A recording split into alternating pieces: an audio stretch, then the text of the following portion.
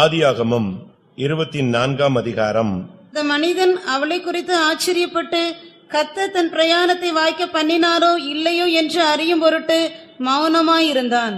கர்த்தருடைய பரிசுத்த நாமத்துக்கு மகிமை உண்டாவதாக. இங்கே எலியேசர் ஆபிரகாமுடைய குமாரனாகிய ஈசாக்குக்கு பெண் தேடும்படியாக அவன் தூரதேசத்துக்கு பயணப்படுகிறான். ஒரு உடன்படிக்கையோடு அவன் இந்த பயணத்திலே வருகிறான். அப்படி வரும்பொழுது அவன் ஒரு குறிக்கப்பட்ட இடத்தில் வந்து சேருகிறான். அங்கே பெண்கள் தண்ணீர் முண்டு கொள்ளவர்களுடைய ஒரு நேரம். இவன் ஆண்டவருடைய சமூகத்திலே ஒரு பொருத்தனை பண்ணி அந்த இடத்துல காத்திருந்தான். நான் ஒரு பெண்ணிடத்திலே தண்ணீர் வேண்டும் என்று கேட்பேன், அந்த பெண் எனக்கும் தண்ணீர் கொடுக்க வேண்டும், அந்த பெண் என்னுடைய ஒட்டகங்களுக்கும் தண்ணீர் வார்க்க வேண்டும். அப்படி செய்தால் நீர் இந்த காரியத்தை எனக்கு வாக்கி பண்ணினீர் என்று நான் புரிந்து கொள்வேன் என்று அவன் காத்திருந்தான். இது நமக்கு எல்லாருக்கும் தெரிந்ததான ஒரு வேத பகுதி. இந்த உலக வாழ்க்கையிலே நமக்கு சில காரியங்கள் வாய்க்குமா வாய்க்காதா என்கிற ஒரு தவிப்பு இருக்கிறது. இன்றைய மெசேஜ் வாய்க்குதல். தேவன் உனக்கு சில காரியங்களை வாய்க்க செய்ய போகிறார். ஒருவேளை இதுவரை அது உன் வாழ்க்கையிலே வாய்க்காமல் இருந்திருக்கலாம். இங்கே அவனுக்கு ஒரு சந்தேகம், வாய்க்க பண்ணினாரோ இல்லையோ என்று அறியும் பொருட்டு அவன் மௌனமாக இருந்தான். பிரியமானவர்களே, மனிதர்கள் தாங்கள் விரும்புகிறது வாய்க்க வேண்டும் என்று விரும்புகிறார்கள். அது மனித இயல்பு. தேவனும் கூட ஒரு மனிதனுக்கு ஒரு காரியத்தை வாய்க்க செய்ய வேண்டும் என்று விரும்புகிறார். அது தெய்வீகம். இந்த இரண்டுக்கும் மத்தியில சில காரியங்கள் நமக்கு வாய்க்காமல் போகும் பொழுது நாம் தடுமாறுகிறோம், திசை மாறுகிறோம், துக்கப்படுகிறோம், இல்லாவிட்டால் சஞ்சலப்படுகிறோம், இல்லாவிட்டால் கேள்வி கேட்கிறோம். பிரியமானவர்களே, ஏன் சில காரியங்கள் வாய்க்கிறதில்லை, ஏன் சில காரியங்கள் வாய்க்கிறது என்பதையும் வேத வசனத்தின் வெளிச்சத்திலே நாம் அடிப்படையிலே அந்த சத்தியங்களை புரிந்து கொண்டு நாம் சரியான பாதையிலே பயணப்பட்டு நம்முடைய வாழ்க்கையிலே நாம் சில காரியங்களை தேவன் நமக்கு வாய்க்க செய்யும்படியாக காத்திருக்க வேண்டிய ஒரு காலம். தேவன் சில காரியங்களை வாய்க்க பண்ணுவாரா? இப்படிப்பட்ட ஒரு கேள்வி. இங்கே இந்த மனிதன் ஒரு ஜெபத்தோடு தவிப்போடு காத்திருந்தான். ஏனென்றால் இவனுக்கு முன்ன பின்ன அந்த ஊர் தெரியாது, அந்த ஜனங்கள் தெரியாது, யார் என்று புரியாது, ஒவ்வொருவராய் தெரு தெருவாய் போய் விசாரிக்க முடியாது. இப்படிப்பட்ட சூழ்நிலைகள் அன்றைக்கு மாத்திரமல்ல, இன்றைக்கும் கூட அநேகருக்கு உண்டாகிறது. சில இடங்கள்ல போகும்பொழுது அவங்களுக்கு என்ன செய்யணும்னே தெரியாது. தமிழ் மாத்திரம் ஒரு தெரிந்ததான ஒரு சகோதரன் ஒரு பிசினஸ் விஷயமாக ஒரு கம்பெனில அஸ்ஸாமுக்கு அவனை அனுப்பிவிட்டார்கள். அந்த சகோதரனும் வேலை கிடைச்ச ஒரு சந்தோஷத்துல, பிசினஸ்ல நமக்கு இப்படி ஒரு வாய்ப்பு கிடைச்சிருக்கு, ஏதோ நமக்கு சம்பளம் கிடைக்குதுன்னு சொல்லிட்டு எவ்வளவு தூரம்னாலும் போகலாம், டூர் மாதிரி தானே அனுப்புறாங்க நம்ம கம்பெனிக்கு, நம்ம போவோம்னு சொல்லிட்டு அந்த வேலை விஷயமா அவங்க போயிட்டான். ஆனா அங்க போன பிறகுதான் பாஷை தெரியாதனால உள்ள வேதனை என்னன்னு அவனுக்கு புரிந்தது. அஸ்ஸாம்ல போய் இறங்கியாச்சு, அங்கங்க மாறி மாறி போய் சேர்ந்துட்டான். ஆனா அந்த சகோதரனுக்கு அங்க போன பிறகுதான் புரிஞ்சது, தமிழை தவிர அவருக்கு என்ன செய்யாது, வேற ஒன்னும் தெரியாது. அங்க போய் யார கேட்கறது? இறங்கி பார்த்தா ஒருத்தையும் பேசுறதுக்கு அவருக்கு முடியல. பேசினவங்களுக்கும் தமிழ் என்ன செய்யாது, தெரியாதா? அந்த தேசத்துல போயிட்டு நம்ம என்ன பேச முடியும்? ரொம்ப தவிச்சிட்டாரு. தவிச்சிட்டு இப்போ ஏதாவது குடிக்கணும் சாப்பிடணும்னா கூட எப்படி கேட்கறது, என்ன பண்றதுன்னு அப்படி தவிக்கும் போது யாரோ ஒரு சகோதரன் தமிழ் பேசுற ஒரு சவுண்ட் அவருக்கு கேட்டது. ஓடி போய் அவனை கூப்பிட்டுட்டான், நீங்க யாருன்னு. அவன் தமிழ், இவர் தமிழ் பேசின உடனே அவனுக்கு என்னது பயங்கர சந்தோஷம். ரெண்டு பேருக்கும் முன்ன பின்ன அறிமுகமாகல. ஆனா திடீர்னு அறிமுகம் கிடைச்ச உடனே அந்த சகோதரன் இவனை கொண்டு போய் பிசினஸ்க்கு வந்தீங்களா, அந்த கம்பெனி இங்கதான் இருக்கு, நான் வேணா கொண்டு போய் விடுறேன்னு சொல்லி ஃபர்ஸ்ட் கொண்டு போய் என்ன செஞ்சாரு, அவருடைய தொழிலை வாய்க்க செய்தார். பிரியமானவர்களே, நம்முடைய வாழ்க்கையிலும் இந்த வாய்க்குதல் என்பது உங்களுக்கு சில நேரத்தில் வாய்ச்சிருக்கும், சம்பவிச்சிருக்கும், கிடைச்சிருக்கும், சாதகமாய் மாறி இருக்கும். ஆனா இந்த காலை வேளையில ஒரு சிலருக்கு சில டவுட் இருக்கு, வாய்க்குமா வாய்க்காதா. அதுக்கு தான் கர்த்தர் இந்த காலை வேளையில தூதை வாய்க்கும், எப்படி இருந்தால் வாய்க்கும் என்பதை உனக்கு சொல்லிக் கொடுக்க இந்த காலை வேளையில உன்னை அழைத்து கொண்டு வந்திருக்கிறார், இல்லாவிட்டால் இழுத்து கொண்டு வந்திருக்கிறார் என்று நான் விசுவாசிக்கிறேன். இன்னைக்கு வாய்க்குமா? இவன் சொல்றான், வாய்க்குமா இல்லையா என்பதை அறியும் பொருட்டு மௌனமாக இருந்தான். கர்த்தர் இந்த காரியத்தை நமக்கு செய்வாரா, இந்த காரியம் நமக்கு நடக்குமா, இந்த காரியம் நமக்கு முடியுமா, இப்படி ஒரு டவுட் அவனுக்கு இருக்கு. ஏனென்றால் இன்னும் கிளியர் ஆகல, யார் அவான்னு தெரியாது. அந்த பெண் யார்? அவ விவாகம் ஆனவளா, விவாகம் ஆகாதவளா, இல்லை எஜமானுக்கு ஏற்ற ஆளா, எஜமானுக்கு ஏற்காத ஒரு ஆளா, உறவினரா இல்லையா, அந்நியரா, என்னன்னு தெரியாது. எந்த விதத்துல அவளை அவனால புரிந்து கொள்ள முடியாத ஒரு நெருக்கமான சூழ்நிலையில் தான் இந்த இடத்துல அவன் நின்று கொண்டிருக்கிறான். இந்த இடத்துல நிற்கும் பொழுதுதான் வாய்க்க பண்ணினாரோ இல்லையோ என்பதை அறியும் பொருட்டு அவன் மௌனமாய் இருந்தான். பிரியமானவர்களே, நம்முடைய பாதை தேவனுக்கு பிரியமாக இருந்தால், நம்முடைய வாழ்க்கை தேவனுக்கு உகந்ததாக இருந்தால், நம்முடைய பாதையிலே தேவன் வருகிறார் என்று சொன்னால் நிச்சயமாகவே நம்முடைய காரியம் வாய்க்கும். அதுதான் தேவனுடைய திட்டம். தேவன் இந்த காரியத்தை வாய்க்க பண்ணினாரோ இல்லையோ என்று ஒரு சந்தேகம் உனக்கும் இருக்கலாம். உன்னுடைய ஊழியத்திலே சில காரியங்களை வாய்க்க பண்ணி விட்டாரா? பிள்ளைகளுடைய காரியங்கள்ல இந்த காரியம் வாய்க்குமா? வேலை விஷயத்துல இந்த காரியம் வாய்க்குமா? சுகம் விஷயத்துல இந்த காரியம் வாய்க்குமா? நான் ஜெபித்தது எனக்கு கிடைக்குமா? நான் போகிற பாதையிலே எனக்கு காரியம் ஆகுமா என்கிற கேள்வியோடு கடந்து வந்திருக்கிற தேவனுடைய பிள்ளைகளோடு கர்த்தர் இந்த காலை வேளையில திட்டமாய் பேச விரும்புகிறார். அந்த எலியேசர் என்று சொன்னால் பரிசுத்த ஆவியினுடைய அடையாளம். ஆபிரகாம் பிதாவை குறிக்கிறது, ஈசாக்கு குமாரனாகிய இயேசுவை குறிக்கிறது. இந்த இடத்திலே அவன் கடந்து வந்து அவன் தேவனை நோக்கி ஒரு விண்ணப்பத்தை ஆவியானவர் மூலமாக அவன் ஜெபிக்கும் பொழுது கர்த்தர் அந்த காரியத்தை அவனுக்கு வாய்க்க பண்ணினார். ஆதியாகமம் 24:56. அதற்கு அவன், கர்த்தர் என் பிரயாணத்தை வாய்க்க பண்ணி இருக்க. கர்த்தர் என் பிரயாணத்தை வாய்க்க பண்ணி இருக்க. முதலாவது அவனுக்கு ஒரு கேள்வி இருந்தது, வாய்க்க பண்ணினாரோ இல்லையோ. ஆனா இப்ப 56ஆம் வசனத்தை வரும்பொழுது அவனுக்கு கிளியரன்ஸ் கிடைச்சிருச்சு, தேவன் என் காரியத்தை வாய்க்க பண்ணினார். பிரியமானவர்களே, தேவன் என் காரியத்தை வாய்க்க பண்ணுவார் என்று விசுவாசிகள் கரங்களை உயர்த்தி ஒரு அல்லேலூயா சொல்லுங்கள். உனக்கு எந்த காரியமாக இருந்தாலும் சரி, நீ ஆண்டவருடைய பிள்ளை, ஆண்டவருடைய நாமம் தரிக்கப்பட்டவன், ஆண்டவருடைய சன்னிதானத்திலே நீ எந்த ஒரு காரியத்திலும் முழங்கால் போட்டாலும் அந்த காரியத்தை கர்த்தர் உனக்கு நிச்சயமா என்ன செய்கிறார்? வாய்க்க பண்ணுகிறார். எந்த ஒரு ஜெபத்துக்கும் தேவன் 3 விதத்துல அதை டீல் பண்ணுகிறார்னு ஒரு மனிதன் சொல்லுகிறான். ஒருத்தன் ஒரு பிரேயர் பண்ணிட்டான்னு சொன்னா அதை தேவன் 3 விதங்களிலே பரிசீலிக்கிறாராம். ஒன்று, அது அவனுடைய உடனடி தேவை என்று சொன்னால் உடனே என்ன செய்யறாரு? அதை கிராண்ட் பண்றாரு. ஒருவேளை அது இப்பொழுது அவனுக்கு தேவையில்லை, பிற்காலத்தில் அவனுக்கு தேவைன்னு சொன்னா அந்த விண்ணப்பத்துக்கு தாமதமாக சரியான நேரத்தில் என்ன செய்கிறார்? பதில் அளிக்கிறார். மூன்றாவது, இந்த காரியம் அவனுக்கு தேவையில்லை, அது தேவனுடைய மனதில் இல்ல, அது தேவன் அதுல அவனுக்கு கொடுக்கறதுல விருப்பம் இல்லைன்னு சொன்னா அதை ரிஜெக்ட் என்ன செய்கிறார்? பண்றார். இதை நீங்கள் முதலாவது விளங்கிக் கொள்ள வேண்டியது அவசியம். ஒரு குழந்தை வந்து ஐஸ்கிரீமுக்கு ஆசைப்படும், ஆனா அதனுடைய தாய்க்கு தான் தெரியும் அந்த ஐஸ்கிரீம் சாப்பிட்டா அந்த பிள்ளைக்கு என்ன ஆகும், ஒத்து வரும் ஒத்து வராதுன்னு சொல்லி. அப்ப என்ன பண்றாங்க? அது எவ்வளவு அழுதாலும் அதை என்ன செய்யறது இல்ல, கொடுக்கறது இல்ல. அவங்களுக்கு வசதி இருக்கு, ஆனா அந்த பிள்ளையினுடைய கஷ்டமும் அவங்களுடைய மனதில் என்ன செய்யுது, நின்று கொண்டே இருக்கிறது. அதுபோலதான் பிரியமானவர்களே, தேவன் நமக்கு சில காரியங்களை வாய்க்க பண்ணுகிற விஷயத்துல நீங்கள் ஒரு தெளிவை பெற்றுக் கொள்ள வேண்டிய ஒரு நேரம் வந்துவிட்டது. இங்கே எலியாசார் ஆண்டவருடைய சமூகத்தில் போராடுகிறார். முதல்ல ஒரு ஜெபம், அடுத்தது அப்படி நிறைவேறுது. நிறைவேறின பிறகும் யார் இவள், யார் இது, ஒத்து வருமா? இப்ப மௌனமா இருக்கிறான். சில காரியங்களை நீங்க மௌனமா இருக்கணும். சில காரியங்களை நீங்க பட்டன்னு பேசக்கூடாது. சில காரியங்களை நீங்க பட்டுன்னு வெளியே சொல்லிடக்கூடாது.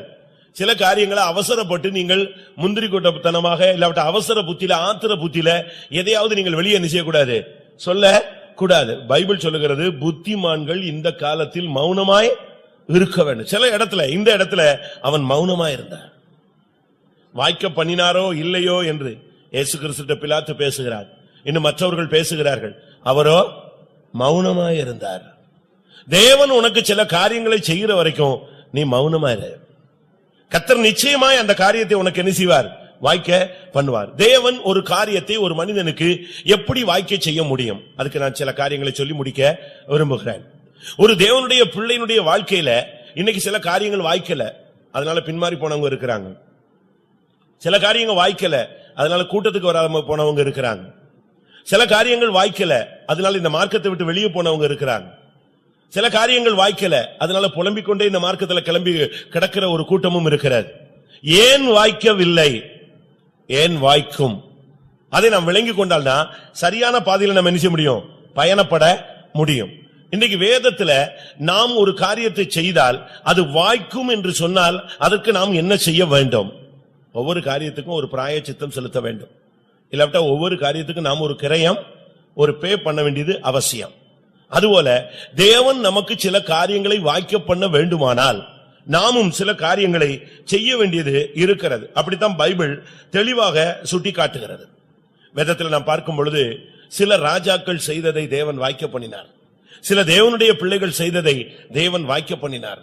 சில காரியங்கள் நீ இப்படி செய்தால்தான் உனக்கு வாய்க்கும் என்று தேவனுடைய வார்த்தை சொல்லுகிறது. நாம் அதை விளங்கி கொண்டு போகும் பொழுது இனிமேல் நம்முடைய வாழ்க்கையில அநேக காரியங்களை தேவன் வாய்க்க செய்ய முடியும். யோசுவா 1 அதிகாரம் 8 வசனம்.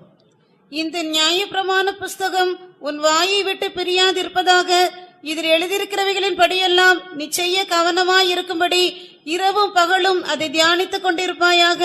அப்பொழுது நீ உன் வழியை வாய்க்க பண்ணுவாய், அப்பொழுது புத்திமானாயும் நடந்து கொள்ளுவாய். இந்த நியாயப்பிரமாண புஸ்தகம் உன் வாயை விட்டு பிரியாதிருப்பதாக. இரண்டாவதாக, இதில் எழுதியிருக்கிறதை செய்யும்படி நீ கவனமாய் இருப்பாயாக. வேத வசனத்தின்படி நாம் செயல்படணும். என்னுடைய வசனத்துக்கு நடுங்குகிறவனை நான் நோக்கி பார்ப்பேன் என்று கர்த்தர் பேசுகிறார். ஒரு தேவனுடைய பிள்ளை என்று சொல்லுகிறவனுக்கு ஒரு பிரமாணம் இருக்கிறது. பழைய ஏற்பாட்டில் நியாய பிரமாணம், இன்னைக்கு புதிய ஏற்பாட்டில் நமக்கு இருக்கிறது என்னது? ஆவியின் பிரமாணம். ரோமர் 8:2 படி கிறிஸ்துவனுடைய ஜீவனுள்ள ஆவியின் பிரமாணம் தான் இப்ப நமக்குள்ள இருக்கு. இந்த ஜீவனுள்ள ஆவியின் பிரமாணத்துக்கு நீ ஏற்றபடி நடக்கணும். ஒரு ஸ்கூலுக்கு போனீங்கன்னா அங்க ரூல்ஸ் அண்ட் ரெகுலேஷன்ஸ் இருக்கு. ஒரு கம்பெனிக்கு போனீங்கன்னா அதுக்கு ரூல்ஸ் அண்ட் ரெகுலேஷன்ஸ் இருக்கு. பழைய ஏற்பாட்டில் ஒரு 10 கட்டளை கொடுக்கப்பட்டிருந்தது. புதிய ஏற்பாட்டில் அது 2 கட்டளையாக ராஜரீக பிரமாணமாக சுருக்கப்பட்டது. இப்பொழுது நமக்கு இருக்கிற கட்டளை என்னன்னு சொன்னா, புதிய ஏற்பாட்டு உபதேசம், இல்லாவிட்டால் புதிய ஏற்பாட்டு பிரமாணம், இல்லாவிட்டால் புதிய ஏற்பாட்டு சபையினுடைய சட்ட திட்டங்கள். உபதேசத்தினுடைய இன்னொரு பெயர் சட்டம். அப்படியானால் ஒரு தேவனுடைய பிள்ளை என்று சொல்லுகிறவன் இந்த சட்ட திட்டங்களுக்கு கீழ்ப்படியும் பொழுது அவனுக்கு அந்த காரியத்தை கர்த்தர் செய்கிறார், உன் வழியை நீ வாய்க்க பண்ணுவாய். தேவன் ஒரு காரியத்தை சொல்லும் பொழுது நீங்க அதை அப்படியே அந்த பிரமாணத்துக்கு நீங்க கீழ்ப்படியணும். நீங்க பாருங்க, சில காரியங்கள்ல சில கெமிக்கலை கரெக்டா மிக்ஸ் பண்ணாதான் ஒரு ரிசல்ட் என்ன செய்யும், வரும். கெமிக்கல் நீங்க இஷ்டத்துக்கு பண்ணீங்கன்னா என்ன செய்யும், வெடிச்சிடும். இல்லாவிட்டா உங்களுக்கு பாதிப்பு உண்டாக்கும். இல்லாவிட்டா நீங்க எதிர்பார்த்த ரிசல்ட் உங்களுக்கு என்ன செய்யாது, வராது. நான் உங்களுக்கு ஏற்கனவே சொல்லியிருப்பேன். ஒரு இங்க் தயாரிக்கிற ஒரு சகோதரன் ஒரு நாள் அந்த இங்க்ல அவர் தயாரிக்கும் பொழுது அந்த கெமிக்கல் சரியா ஒர்க் பண்ணாம அது கெட்டு போய்விட்டது. அவர் ஒரு குடிசை தொழிலாக செய்து கொண்டிருந்தார். அவருக்கு முடியல. அப்ப கெட்டு போனதை வச்சுட்டு என்ன பண்ண முடியும், பிசினஸ் ரொட்டேட் பண்ண முடியாது. அவர் ஒரு பிராமின் சகோதரன், சென்னையில எம்ஜிஆர் நகர் விசுவாசியா இருந்தார், பாலசுப்ரமணியன். அவர் தேவ சமூகத்துக்கு வந்திருந்தார், புதுசா ரட்சிக்கப்பட்டு.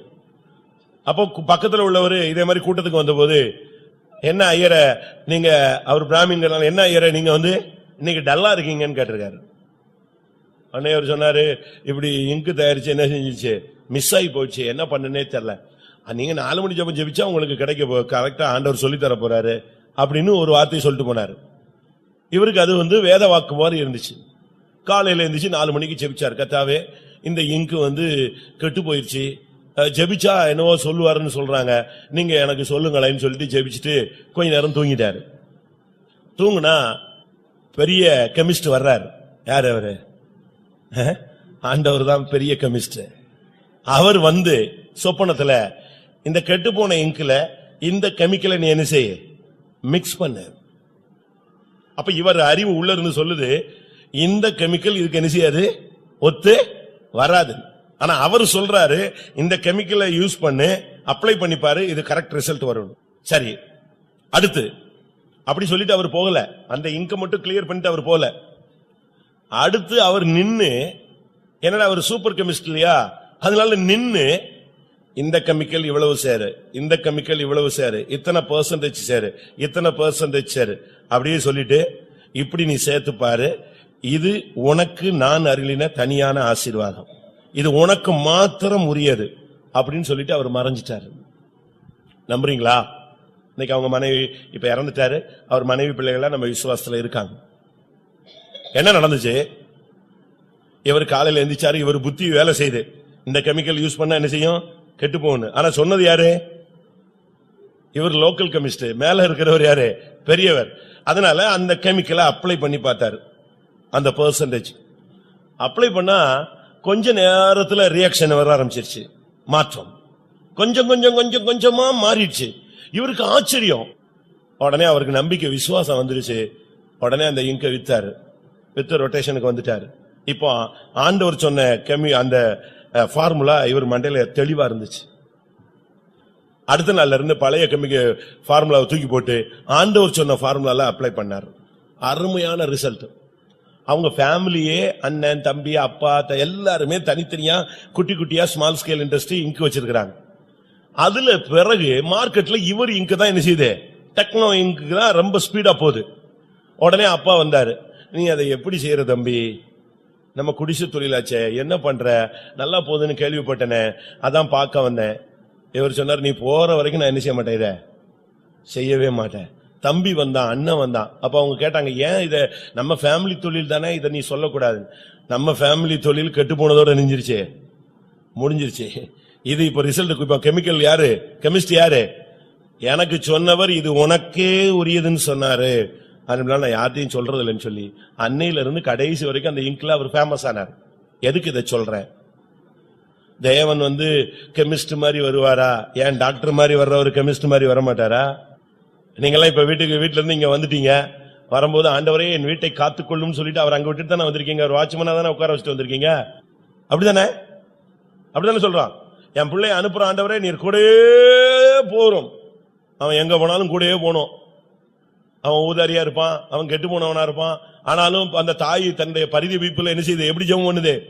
என் பிள்ளைய உங்க நம்பிதான் சுவாமியா அனுப்புறேன், அவனை எப்படியாவது காத்துக்கொள்ளுங்க. காத்துக்கொள்றாரா இல்லையா? அவர் வேற வழி இல்ல. அந்த தாயினுடைய கண்ணீருக்காக அவனுக்கு என்ன செய்யறாரு, அந்த வேலையை செய்யறார். பிரியமானவர்களே, தேவன் நமக்கு வாய்க்க செய்கிற தேவன். ஆனா அதுக்கு ஒரு காரியம் இருக்கு. பிரமாணத்தை நீ ஃபாலோ பண்ணணும். ரோட்ல லெப்ட்ல போகணும்னு இருக்கும், ரைட்ல போகணும்னு இருக்கும். நீ நடு ரோட்ல தான் போவேன்னா அடிச்சு நாய் தூக்கி போட்ட மாதிரி தூக்கி போட்டு போயிடும். உன்னுடைய காரியத்தை தேவன் வாய்க்க வைக்கணும்னு சொன்னா உனக்கு ஒரு பிரமாணம் இருக்கு. புதிய ஏற்பாட்டு சபையில ஒரு பிரமாணம் இருக்கு, ஒரு உபதேசம் இருக்கு. அதை நீ கரெக்டா ஃபாலோ பண்ணணும். வேதம் சொல்லுகிறது, நீ உன் வழியை வாய்க்க பண்ண வேண்டுமானால் அந்த பிரமாணத்தின்படி செய்ய நீ கவனமாயிரு, அப்பொழுது நீ புத்திமானாய் நடந்து கொள்வாய். அதனால் தேவனுடைய பிள்ளைகள் இந்த நாட்களிலே பிரமாணத்தை நம்ம ஃபாலோ பண்ண வேண்டியது அவசியம். இதுக்கு இன்னொரு அர்த்தம், சங்கீதம் 1:3 நமக்கு எல்லாருக்கும் தெரிந்த ஒரு வேத பகுதி. அவன் நீர்க்கால்களின் ஓரமாய் நடப்பட்டு தன் காலத்தில் தன் கனியை தந்து இலையுதிராதிருக்கிற மரத்தை போலிருப்பான். அவன் செய்வதெல்லாம் வாய்க்கும். யார் செய்வது வாய்க்கும்?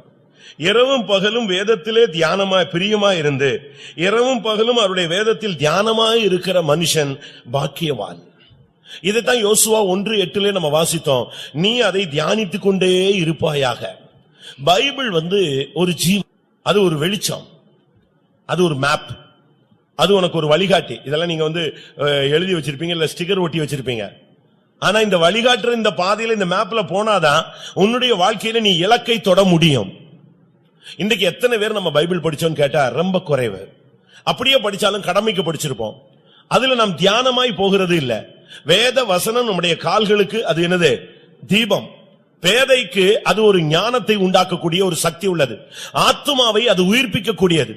பைபிள்ல நீங்கள் இந்த வேத வசனத்தை தியானிக்கத்தான் உன்னுடைய வாழ்க்கையில உன்னுடைய காரியங்கள் எல்லாம் வாய்க்கும். பிரியமானவர்களே, நம்முடைய வாழ்க்கையில எவ்வளவா வேதத்தை தியானிக்கிறோம். ஒருத்தன் ஒரு வார்த்தை சொல்லிட்டானா அது நம்மளை விட்டு போக மாட்டேங்க. அதை தியானிச்சுக்கிட்டே இருக்கிறோம்.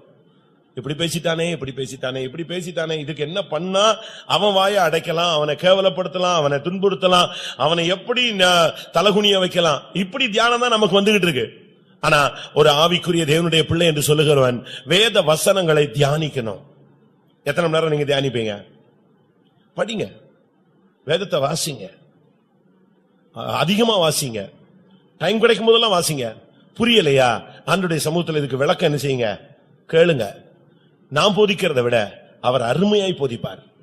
ஏனென்றால் அவர் ஒரு நல்ல போதகர். ரபி என்று சொன்னால் நல்ல போதகரே என்று அர்த்தம். அருமையா போதிப்பார், தெளிவான வசனங்களை போதிப்பார். ஒரு பாஸ்டர் ஒரு சகோதரி தனியா இண்டிபெண்டா ஒரு கூட்டம் நடத்துது, அற்புதங்கள் செய்யறாங்க, பிசாசுகளை ஓட்டுறாங்க, தீர்க்க தரிசனம் சொல்றாங்க அப்படின்னு சொல்லிட்டு அவங்க அதிகமா கூட்டம் வருது, நம்ம போய் அவங்கள சந்திப்போமேன்னு சொல்லிட்டு ஒரு நாள் ஒரு பாஸ்டர் போய் அவங்கள சந்திக்க போனார். அந்த சகோதரி பயங்கர டென்ஷன் ஆகி, ஏன் நான் ஊழியம் செய்யறது என்ன தப்பு, எதுக்கு என்ன நான் தான் ஊழியம் செய்யறேனே, எங்கேயாவது போய் இந்துக்களை பாருங்க போங்க, எனக்கு வர்ற ஜனங்களை நீங்க என்ன செய்யாதீங்க டிஸ்டர்ப் பண்ணாங்க. இவரு சொன்னார், இல்ல உங்களை தான், என்னையெல்லாம் ஒண்ணு பார்க்க வேண்டாம், பாத்துட்டீங்களா போ அப்படின்னு சொல்லி அனுப்பிட்டாங்க. அவருக்கு வருத்தமா இருந்துச்சு. ஆனா கொஞ்ச நாட்கள்ல இவங்க எபேசியர் 2:19, 20, 21 ஒரு நாள் உட்கார்ந்து எத்தனையோ ட்ரிப் படிச்சிருக்காங்க. அன்னைக்கு படிக்கும்போது இந்த வசனம் பேச ஆரம்பிச்சிருச்சு. அப்போஸ்தல தீர்க்கதரிசிகள் என்பவருடைய அஸ்திபாரத்தின் மேல் நீங்கள் கூட்டி கட்டப்பட்டு வருகிறீர்கள். இயேசு கிறிஸ்து அதற்கு மூளைக்கல்லாய் இருக்கிறார். அவர் மேல் மாளிகை முழுவதும் இசைவாய் கூட்டி கட்டப்பட்டு வருகிறது. இதை கேள்விப்பட்ட உடனே அவங்களுக்கு ஒன்னும் ஓடல.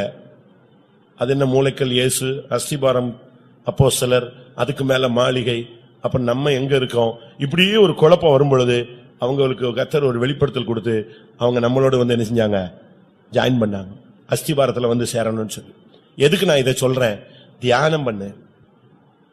ஒரு வசனத்தை படிச்சுட்டு அதுக்குள்ள இருக்கிற டெப்த பாருங்க, அதுக்குள்ள இருக்கிறதான தேவனுடைய வார்த்தையை பாருங்க, அதுக்குள்ள இருக்கிற தேவனுடைய திட்டத்தை பாருங்க. ஒவ்வொரு வசனத்திலையும் ஒரு ஜீவன் இருக்கு, அது ஒரு விதை. அந்த விதைக்குள்ள ஒரு ஜீவன் என்ன செய்து மறைந்து இருக்கு. அந்த ஒரு வார்த்தை, அந்த ஒரு வார்த்தைக்குள்ள இவ்வளவு ஜீவன் இருக்கும்போது எவ்வளவு ஆயிரக்கணக்கான வசனங்கள் நமக்கு கொடுக்கப்பட்டிருக்கிறது. வேத வசனங்களை நீங்கள் தியானிக்கணும். நாம் தியானிக்கையில தான் என்ன செய்யும், அக்னி மூழும். வேத பிரமாணங்களை நீ கைக்கொள்ளும் பொழுது, வேத வசனங்களுக்கு உன்னை நீ ஒப்புவிக்கும் பொழுது, வேத வசனத்தை நீ உட்கார்ந்து இரவும் பகலும் தியானிக்கும் பொழுது நீ செய்வதெல்லாம் வாய்க்கும். தேவன் நீ செய்யறதெல்லாம் வாய்க்க செய்யணும்னு சொன்னா அதை ஓகே பண்ணணும், இல்லாட்ட ரெகக்னைஸ் பண்ணணும், இல்லாட்ட தேவன் அக்செப்ட் பண்ணணும், இல்ல பரலோகத்திலிருந்து தேவன் அதுக்கு ஆம் என்றும் ஆமேன் என்றும் உனக்கு திருவுளம் பற்ற வேண்டுமானால் ஒரு தேவனுடைய பிள்ளை முதலாவது தேவனுடைய வார்த்தைகளை அவன் செய்ய கவனமா இருக்கணும். அதை தியானிக்க அவன் முற்பட வேண்டும். வேத வாக்கியங்களை ஆராய்ச்சி பண்ணதான் நம்முடைய வாழ்க்கையில மாற்றம் உண்டா. ஒருத்தனுக்கு புத்தி மாறணும்னு சொன்னாலே, இல்லாட்ட குணம் மாறணும்னு சொன்னா பைபிளை படிக்கணும். சும்மா படிக்க கூடாது. சும்மா டைம் பாஸுக்கு ஒரு சிலர்லாம் உட்கார்ந்து படிப்பாங்க. நான் எங்க அண்ணனுக்கு சொன்னேன், நீங்க பைபிள் படிங்க, புத்தி தெளிவாகணும். எது அந்த ப்ளூ கலர்ல ஒரு குட்டி புக் இருக்கு, அது நான் ஏற்கனவே ஜெயிலே படிச்சேனே அப்படின்னாரு. அவ என்ன படிச்சிருக்காரு? சும்மா டைம் பாஸுக்கு படிச்சு பிரயோஜனம் இல்ல. பிரியமானவர்களே, அப்போஸ்தலர் நடபடிகளை நீங்க பாருங்க. வேத வாக்கியங்களை நீங்கள் ஆராயும் பொழுது ஒரு மனிதன் நற்குணசாலியாக மாறிவிடுவான். அவனுடைய வாழ்க்கை மாறுகிறது அதுக்குள்ளதான் இருக்கு. அப்போஸ்தலர் 17:11. அந்த பட்டணத்தார் மனோவாஞ்சையாய் வசனத்தை ஏற்றுக்கொண்டு காரியங்கள் இப்படி இருக்கிறதா என்று தினந்தோறும் வேத வாக்கியங்களை ஆராய்ந்து பார்த்ததினால் தெசலோனிக்கையில் உள்ளவர்களை பார்க்கிலும் நற்குணசாலிகளாய் இருந்தார்கள். வேதத்தை ஆராய்ந்து பாருங்க, அவைகளில் நித்திய ஜீவன் உண்டு. இயேசு கிறிஸ்து சொல்றார், வேத வசனங்களை ஆராய்ந்து பாருங்கள், அவைகளில் என்ன உண்டு? நித்திய ஜீவன் உண்டு.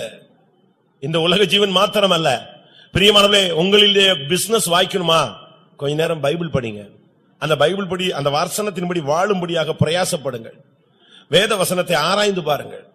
புதிய ஏற்பாட்டு காலங்களிலே நாம் பார்க்கும் பொழுது கொஞ்ச நாள் சபைக்கு இருண்ட காலம். அப்போஸ்தல காலங்களுக்கு பின்பு சபை இருட்டடிப்பு செய்யப்பட்ட ஒரு நேரம். செதறி போயிட்டாங்க ஜனங்கள்லாம். அபிஷேகம் அப்படியே நின்று போய்விட்டது. நீங்க சபை சரித்திரத்தை எடுத்து பாருங்க. 1904 நினைக்கிறேன், லாஸ் ஏஞ்சல்ஸ்ல ஒரு 4 சகோதரிகள் உட்கார்ந்து அப்போஸ்தலருடைய நடபடிகள் 2ஆம் அதிகாரத்தை எடுத்து படிச்சுட்டு இருந்தாங்களாம். அப்ப இந்த பரிசுத்த ஆவி இறங்கினதை பத்தி அவங்க படிச்சாங்க. படிச்சுட்டு இருக்கும்போது அவங்களுக்கு புரிஞ்சுது, பரிசுத்த ஆவியானவர் ஆதி சபையை நடத்தி இருக்கிறார். இப்படி ஒரு அனுபவம் இருந்தா நமக்கு கிடைக்கட்டுமே அப்படின்னாங்க. அதுதான் 20ஆம் நூற்றாண்டினுடைய அபிஷேகத்தினுடைய துவக்கம். அந்த 4 பேருக்கு கிடைச்ச அபிஷேகம் திருப்பி டெவலப் ஆகி இப்போ இன்னைக்கு எத்தனை பேர், கோடி பேர் அபிஷேகம் பெற்றவர்களாக இன்னைக்கு செயல்பட்டு கொண்டிருக்கிறார்கள். ஒரு தேவனுடைய பிள்ளைக்குள்ள வேத வசனங்களை ஆராய்ந்து பார்க்கணும். தேவன் இப்படி பேசுவாரா, இப்படி நடக்குமா, நீங்க ஆராய்ந்து பாருங்க. உங்களுடைய வாழ்க்கையில ஏன் நடக்க கூடாது? பேதுரு சிறைச்சாலையில கிடக்கிறாரு, அவரை ஒரு தூதன் வந்து கதவுகளை திறந்து வெளியே கொண்டு வந்ததாக பைபிள் சொல்லுது. இது நடக்குமா? நடந்திருக்குமா? ஏன் பிரதர் யூன் அப்படிங்கிறவருடைய புஸ்தகத்தை உட்கார்ந்து படிச்சு பாருங்க. இன்னைக்கு உயிரோடு இருக்கிறா. சைனால இதே மாதிரி ஜெயில இருந்து கர்த்தர் பட்டப்பகல்ல பேதுருவையாவது இரவுல வெளியே கொண்டு வந்தார். ஆனா யூனை எப்ப கொண்டு வந்தாரு? பகல்ல. அப்படியே ஜெயில் கதவு திறந்து கிடந்துச்சு, இவன் வெளியே வந்தான். எல்லாருடைய கண்ணும் குருடாக்கப்பட்டிருந்தது. நம்முடைய சத்துருக்களுக்கு குருட்டாட்டத்தை உண்டு பண்ணுவாரா அப்படிங்கிற ஒரு கேள்வி உங்களுக்குள்ள இருக்கலாம். பைபிள் எல்லாம் கரெக்டா, வசனம் எல்லாம் அப்படியே இருக்குமா? இருக்கு. அதுக்கு எத்தனையோ ஊழியர்கள் சாட்சி, எத்தனையோ விசுவாசிகள் சாட்சி. அவங்க நமக்கு விரோதமா எழும்புறவனுடைய கண்கள்ல கர்த்தர் குருட்டாட்டத்தை உண்டு பண்ணுகிறார். நம்முடைய விசுவாசிய ஒரு சகோதரனை வேலை பார்க்கிற இடத்துல வெட்டுறதுக்கு எல்லாரும் ட்ரை பண்ணாங்க. அவர் அவங்க முன்னாலதான் இறங்கி வந்தாரு. ஆனா அவங்க கண்களுக்கு அவர் என்ன செய்யல? தென்படல. கரெக்டா அந்த செக்யூரிட்டி கேட்டை தாண்டி உள்ள வந்த உடனே அவங்களுக்கு கண்ணு திறந்துருச்சு. என்ன அதுக்குள்ள விட்டுட்டோம், நம்ம எல்லாருமே ஏமாந்துட்டோமே, போயிட்டானேன்னு சொல்லி இவருக்கு பின்னால வந்தவனை வெட்டி கொண்டுட்டாங்க. நான் ஏன் இதை சொல்றேன்? எல்லாமே உண்மை. அன்றைக்குள்ள தேவன் நேற்றும் இன்றும் என்றும் மாறாதவர். பழைய ஏற்பாட்டில தான் உனக்கு காரியத்தை வாய்க்க பண்ணுகிறவர்ல, இந்த புதிய ஏற்பாட்டில் உனக்கு என்ன செய்வார்? காரியத்தை வாய்க்க பண்ணுவார். உன்னை தொழில நீ டெஸ்ட் பண்ணி பார்க்கலாம், உன் ஊழியத்துல டெஸ்ட் பண்ணலாம், உன்னுடைய குடும்பத்துல நீ டெஸ்ட் பண்ணலாம். உன் பிள்ளைகளை சந்திப்பாரா? நிச்சயமா சந்திப்பார். உன் பிள்ளைகளுக்கு வாழ்க்கை அமையுமா? ஏன் எலியாசர் மூலமாக ஈசாக்குக்கு ஒரு வாழ்க்கையை தெய்வம் ஏற்படுத்தி கொடுத்த தெய்வம் ஏன் அதை செய்ய மாட்டார்? நிச்சயமா செய்வார். அதுக்கு நீ செய்ய வேண்டிய முதல் காரியம், தேவனுடைய பிரமாணத்தின்படி செய்ய நீ கவனமாயிரு. வசனத்துக்கு விலகாத. வலது பக்கம் இடது பக்கம் என்ன செய்யாத? திரும்பாத. வசனத்தை ஆராய்ந்து பாரு. படிப்பறிவு இல்லையா? உட்கார்ந்து பைபிளை படிக்கிறதுக்கு ஞானம் வேணும்னு கேளு. வேத வசனத்தை நீ தியானிக்கும் பொழுது உன்னுடைய புத்தி மாறும், உன்னுடைய சுபாவம் மாறும். அதை அப்படி உட்கார்ந்து நீ அது தாகத்தோடு நீ படிக்க வேண்டியது அவசியம். அடுத்ததாக உபாகமம் 29:9. இப்பொழுதும் நீங்கள் செய்வது எல்லாம் உங்களுக்கு வாய்க்கும்படிக்கு இந்த உடன்படிக்கையின் வார்த்தைகளை கைக்கொண்டு அவைகளின்படி செய்வீர்களாக. இந்த உடன்படிக்கையின் வார்த்தைகளை கைக்கொண்டு அவைகளின்படி செய்வாயாக. அப்படியானால் இந்த காரியம் உனக்கு வாய்க்கும். இன்னைக்கு சில காரியம் வாய்க்குமா வாய்க்காதான்னு நம்ம ஜோசியம் கேட்டுட்டு இருக்கோம். ஒரு சிலர் என்கிட்ட கேட்பாங்க, பாஸ்டர் இந்த காரியத்தில் நான் வேலைக்கு அப்ளை பண்ணலான்னு. அப்படியா? என்ன வேலை? பார்க்கலாம் அப்படின்னு சொல்லிட்டா உடனே அவங்களுக்கு சென்டிமெண்டா எடுத்துக்குவாங்க. பார்க்கலாம் சொல்லிவிட்டாரு, ஆனா அப்படினாலும் இது என்ன செய்யாது? நடக்காது. நம்ம ஆளுங்க இவ்வளவு ஷார்ப்பா இருக்கா? சில காரியத்துல அப்படியா சரி போயிட்டு வாங்க அப்படின்னா போதும், பாஸ்டர் சொல்லிட்டாரு, அது என்ன செய்யும்? சக்சஸ் ஆகும். ஏன்னா இவங்க அந்த ஜோசியம் குறி சொல்றது இந்த ஸ்டைல்லயே இருந்துட்டு வந்திருக்கான் பாத்தீங்களா? அதனால இங்க வந்தவொடனே இப்படிதான் எதிர்பார்க்கறான். நம்ம லேசா சிந்திச்சது எதுக்குன்னு அவனுக்கு புரியாது. ஆனா அவனுக்கு மைண்ட் நான் அடுத்த நாள் கேட்டா நீங்க போலையான்னு, நீங்க பார்க்கலான்னு சொன்னீங்களா, அதனால நாங்க போகவே இல்லை, இன்டர்வியூக்கே போகல. எப்படி இருக்கும்? அதனால வேதம் சொல்லுகிறது, உனக்கு வாய்க்கும்படி நீ தேவனோடு பண்ணின உடன்படிக்கை இல்லாவிட்டால் அவர் உன்னோடு பண்ணின உடன்படிக்கையின் வார்த்தைகளின்படி செய்ய நீ கவனமாய் இருப்பாயாக. அழகாக அந்த வசனம் சொல்லுது, நீங்கள் செய்வதெல்லாம் உங்களுக்கு வாய்க்கும்படிக்கு. நீ வேலைக்கு போனா அது உனக்கு வாய்க்கணும், நீ ஒரு பிசினஸ் பண்ணா அது உனக்கு வாய்க்கணும். நான் அப்படி கேள்விப்பட்டிருக்கேன். ஒரு சகோதரன் சொன்னாரு, நான் போனேன் பிசினஸ்க்கு, மார்க்கெட் பண்ணலான்னு போனேன். எனக்கு அந்த பாஷையும் தெரியாது, ஒரு புதிய இடம். ஆனா சொன்னாங்க இங்க போனா உனக்கு பிசினஸ் கிளியர் ஆகும். எனக்கு ஏற்கனவே ஆசீர்வாதம் இருந்தது. ஆனாலும் நான் அந்த பிசினஸ்க்கு என்ன செஞ்சேன்? கேரளா மார்க்கெட்டுக்கு உள்ள போனேன். நான் உள்ள போகும் பொழுது கர்த்தர் எனக்கு முன்னால ரொம்ப டாப்பா இருந்த 2 பேரை இணைஞ்சிட்டாரு அந்த இடத்தை விட்டு, பிசினஸ் விட்டு. அப்பதான் ஒதுங்குறாங்க 2 பேர். ரொம்ப டாப்ல இருந்த பிசினஸ் 2 பேரு பெரிய முதலாளிகள். 2 பேரும் ஏதோ ஒரு சூழ்நிலையில அந்த மார்க்கெட்ல இருந்து அப்படியே அழகா விலகினாங்க. இவர் போகும்போது இவர் தான் யாரு?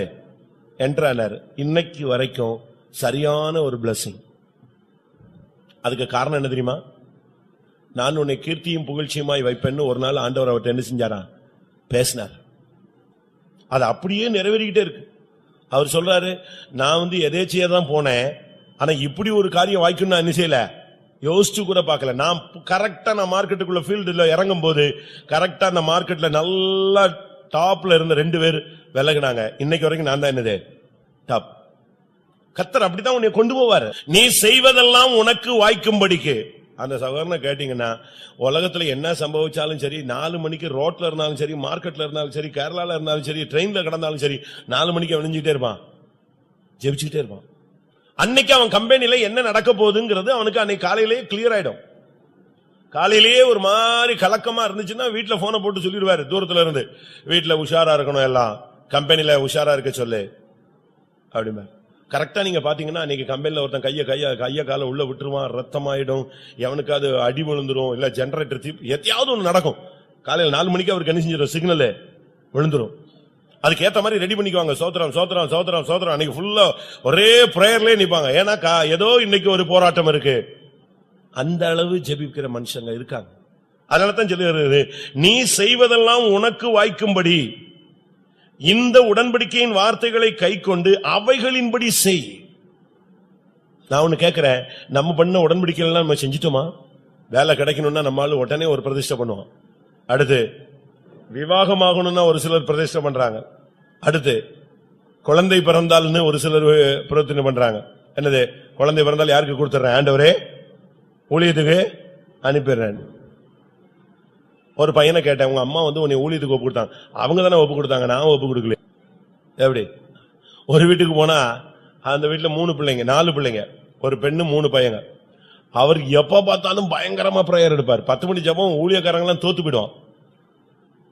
அவர் 10 மணி ஜெபம் எடுத்தா பாஸ்டர் மாதிரி எடுத்துக்கிட்டே இருப்பாரு. இந்த பிள்ளைங்க உட்கார்ந்து உட்கார்ந்து உட்கார்ந்து உட்கார்ந்து தூங்கிடும். டெய்லி அவர் ஊழியத்தை பத்தி தான் பேசுவார். நான் ஒரு நாள் விசிட்டிங் போனேன், அந்த பிள்ளைங்க சொல்லிச்சு, அவர் சொன்னாரு, ஃபர்ஸ்ட் இந்த பிள்ளைங்க எல்லாம் ஊழியத்துக்கு போகிறதுக்காக ஜெபிக்கிறேன்.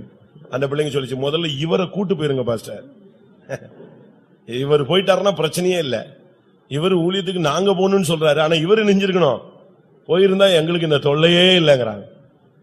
இப்படியும் இருக்கிற குடும்பங்கள் என்ன செய்து இருக்கு. கர்த்தருக்காக நாம் பண்ணின உடன்படிக்கைகளில் நாம் எப்படி இருக்கிறோம்? இந்த உடன்படிக்கையின் வார்த்தையின்படி செய்ய நீ கவனமா இருந்தால் நீ செய்வதெல்லாம் வாய்க்கும். நீ ஒரு ஊழியம் செஞ்சனா கர்த்தர் அதை வாய்க்க பண்ணு. நீ ஒரு ஜெபம் பண்ணினா அது உனக்கு வாய்க்க பண்ணுவார். நீ ஒரு இடத்துக்கு போனீனா கர்த்தர் உன்னை கனம் பண்ணுவார். நீ போகிற இடமெல்லாம் வாசல் திறந்துகிட்டே இருக்கும். பேதுரு எழும்பி வர்றான். எழும்பி வரும் பொழுது முதல் கதவு திறக்கிறது, 2ஆம் கதவு திறக்கிறது, இரும்பு கதவு தானாய் திறந்தது.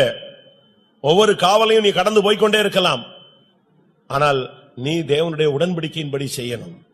பலியினால் என்னோடு கூட உடன்படிக்கை பண்ணின என்னுடைய பரிசுத்தவான்களை கூட்டி சேருங்கள் என்பார். தேவன் உன்னோடு சில உடன்படிக்கை பண்ணி இருக்கிறார், நீயும் தேவனோடு சில உடன்படிக்கை பண்ணி இருக்கிறாய். 2 பேரும் ஒரு உடன்படிக்கையில தான் இந்த மார்க்கத்தில் போய்கிட்டு இருக்கிறோம். கல்யாணம் கட்டும் போது சில உடன்படிக்கை பண்ணுவாங்க. அது கல்யாணத்தன்னை கூட ஒரு பாஸ்டர் சொன்னாதான் அவன் இங்க சொல்லுவானே தவிர அவனா சுயமா சொல்லதுக்கு அவனுக்கு என்ன செய்யாது, முடியாது. அப்படிதானே? இன்பத்திலும் துன்பத்திலும் வாழ்விலும் சுகத்திலும் யார் சொல்லணும்? யார் சொல்லணும்? இவரா மனப்பூர்வமா சொல்ல மாட்டார், ஒரு பாஸ்டர் சொல்லி கொடுத்தாதான் சொல்லுவார். நான் ஒரு பையன்கிட்ட சொன்னேன், தம்பி நீ கவனமா இரு, பாஸ்டர் என்ன சொல்றாரோ அதெல்லாம் என்ன செய்ய கரெக்டா சொல்லுன்னு சொன்னேன். ஒரு கல்யாணத்துல அவர் எல்லாம் சொன்னார். எல்லாம் முடிஞ்சிட்டு மெய்தானே அப்படின்னாரு.